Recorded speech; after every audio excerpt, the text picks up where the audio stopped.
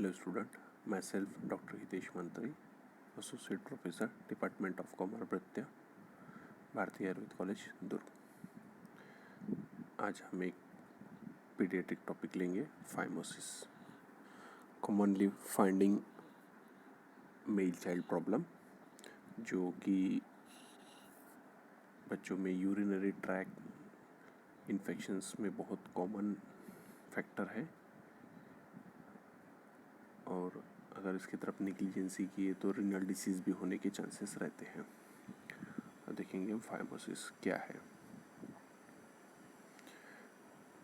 Phimosis refers to the narrow opening of the prepuce that prevent it being drawn back over the glans penis। जो glans penis के ऊपर की skin रहती है उसको हम बोलते हैं प्रीप्यूजल। जो प्रीप्यूजल्स रहती है उसकी ओपनिंग जो एकदम छोटी ओपनिंग रहती है, जिसकी वजह से जो स्किन रहती है वो ग्लांस पेनिस के पीछे नहीं जा पाती, इसको हम फाइमोसिस बोलते हैं। It can also be acquired by the inflammation of glans और प्रीप्यूस। कैसे हो सकता है? एक तो इन्फ्लेमेशन ऑफ ग्लांस की वजह से हो सकता है, या उसकी जो प्रीप्यूजल स्किन है उसकी वजह से हो सकता है। The term may also refer to clitoral phimosis in women, whereby the clitoral hood cannot be retracted, limiting exposure of the glans clitoridis। अब हम देखेंगे जो हमने बात किए थे उसके पिक्चर्स में। हम देखेंगे ये पेनिस का पार्ट दिया हुआ है, इसमें ग्लांस के ऊपर जो स्किन दी है उसको फोर स्किन बोलते हैं, और जो टिप की स्किन रहती है उसको प्रीप्यूजल स्किन रहती है। इसे हम देखिए फाइमोसिस की कंडीशन यहाँ पे हम देखेंगे। जो प्रीप्यूजल स्किन रहती है ये एकदम नैरो ओपनिंग है, और ये नैरो ओपनिंग होने की वजह से हम जब इसको पीछे रिट्रैक्ट करते हैं वो रिट्रैक्ट नहीं हो पाती, जैसे नेक्स्ट पिक्चर में है रिट्रैक्टेड फोर स्किन। तो ये रिट्रैक्शन ये अगर नहीं हो पाता है तो उसको हम फाइमोसिस बोलते हैं। That means inability to retract foreskin over the glans. Limitations, इसमें कुछ लिमिटेशंस दिया हुआ है, जैसे अगर up to the age of 3 years जो स्किन रहती है नॉर्मली ग्लांस को एडहेरेंट रहती है, ठीक है। लेकिन अगर आपको किसी चीज़ से पेशेंट्स को प्रॉब्लम हो रहा है, अगर कोई प्रॉब्लम क्रिएट हो रही है इसकी वजह से, तो उसको रूल आउट करके उसको ट्रीट करना कंपलसरी है।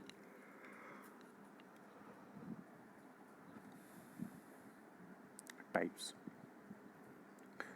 Different author classified it differently. अगर हम बेसिकली देखा जाएगा तो ये 3 तरीके से क्लासिफिकेशन होता है, एक पैथोलॉजिकल, एक फिजियोलॉजिकल एंड एक फिजिकल। उसकी इटियोलॉजी क्या है, क्या क्या फैक्टर है जिसकी वजह से ये होता है। एक balanitis, that means inflammation of the glans penis. Glans penis का जब इन्फ्लामेशन होता है उसको हम बेलेनाइटिस बोलते हैं।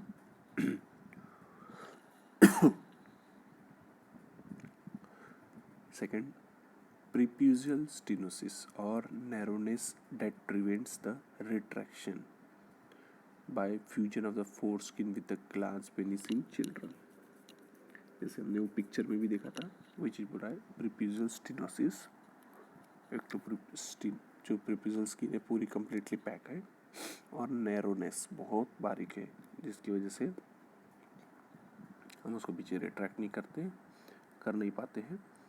Bye fusion of the four skin with the glans penis, जो ग्लांस पेनिस के ऊपर थे उसके ऊपर चिपकी हुई होने की वजह से हो सकता है। Unusual masturbation practices, secondary to chronic inflammation, chronic जो इन्फ्लामेशन होता है उसकी वजह से भी। रिपीटेड कैटेटराइजेशन,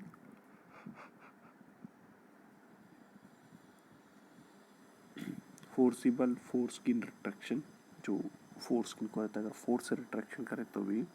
एंड अनट्रीटेड डायबिटीज़, जो डायबिटीज़ बच्चों में रहता है जिसका वो अनट्रीटेड रहता है due to presence of glucose in the urine giving rise to infection of the foreskin. जो ग्लूकोज प्रेजेंट हो जाता है यूरिन, उसकी वजह से ग्लैंड जो फोर स्किन रहती है उसमें इन्फेक्शन होता है, जिसकी वजह से भी ये फाइमोसिस डेवलप होता है। सिम्टम्स, क्या क्या सिम्टम मिलेंगे? अगर डिग्री 1 रहेगा तो the the presence of swelling, redness और soreness of the foreskin. जो फोर स्किन जो दी हुई है सामने की, उसमें स्वेलिंग रहेंगी, रेडनेस रहेगा या सोरनेस रहेगा, क्रैक जैसे रहते हैं वो। Second, ballooning appearance of the four skin while passing urine. जब भी बच्चा यूरिन पास करता है तो सामने की जगह में ऐसे बलून बने जैसा होगा। And not being able to retract the foreskin even after the age of 3, यानी 3 साल की उम्र के बाद भी वो अपनी फोर स्किन को पूरी तरह रिट्रैक्ट नहीं कर पाता है।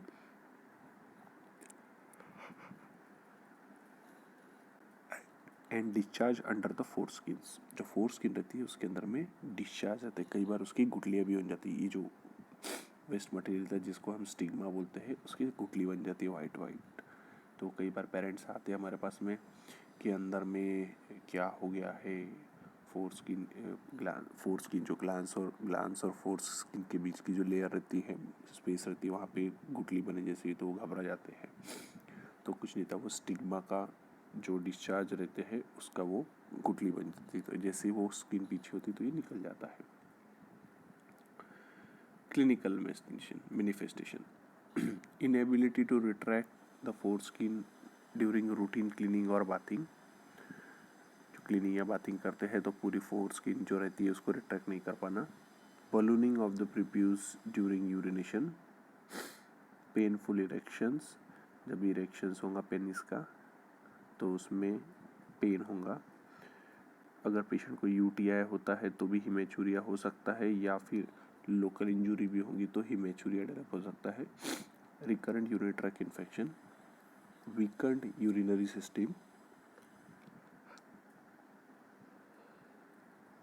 अब हमने जो उसका क्लासिफिकेशन देते थे उसमें उनका दिया हुआ है।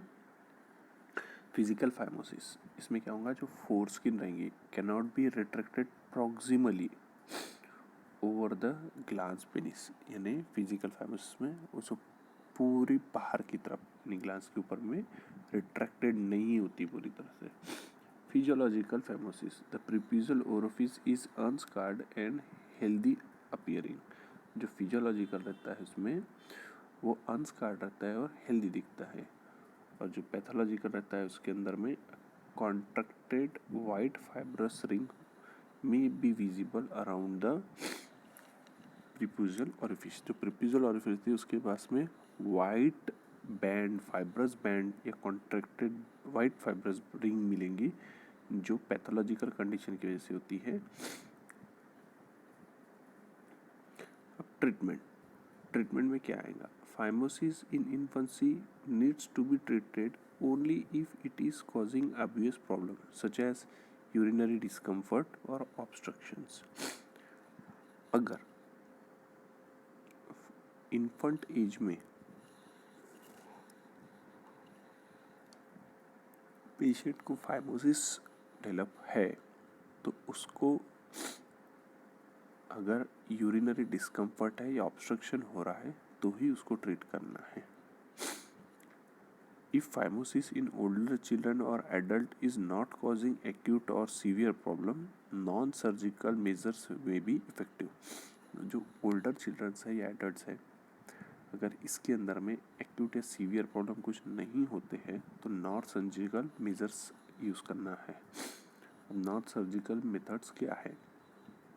एक स्टीरॉयड थेरेपी, लोकल स्टीरॉयड्स की मलम लगाई जाती है, क्लोबिटासोल या बेक्लोबिथाजोन या बुडेसोनाइड, इनकी जो क्रीम्स आती है वो।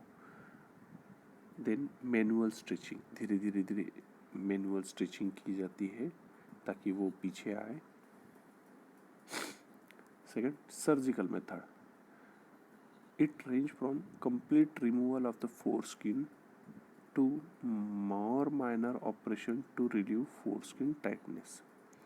एक तो कंप्लीट रिमूवल करते फोरस्किन का, या फिर फोरस्किन का टाइटनेस रिलीव करने के लिए माइनर ऑपरेशन करते हैं।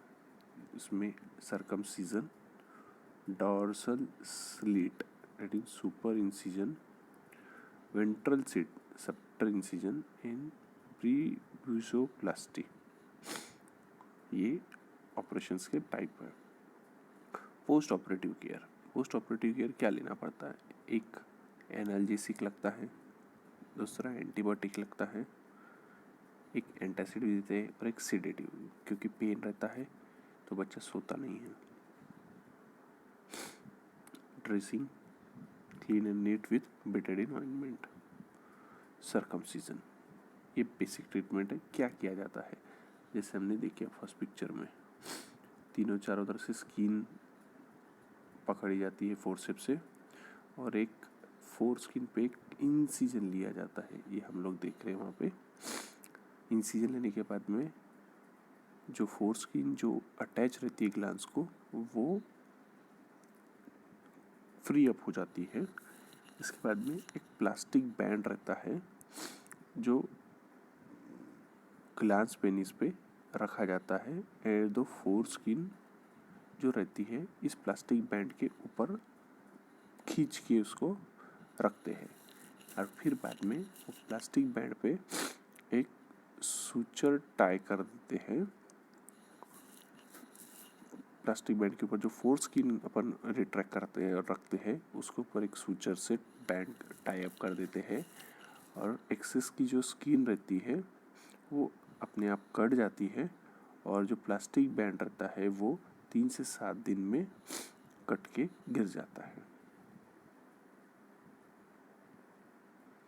Prognosis, the most acute complication is paraphimosis. क्या होता है इसके अंदर में? एक एक्यूट कॉम्प्लिकेशंस क्या होगा? पैराफाइमोसिस होता है। In this condition the gland is swollen and painful and the foreskin is immobilized by the swelling in a partially retracted position. इसमें क्या होता है?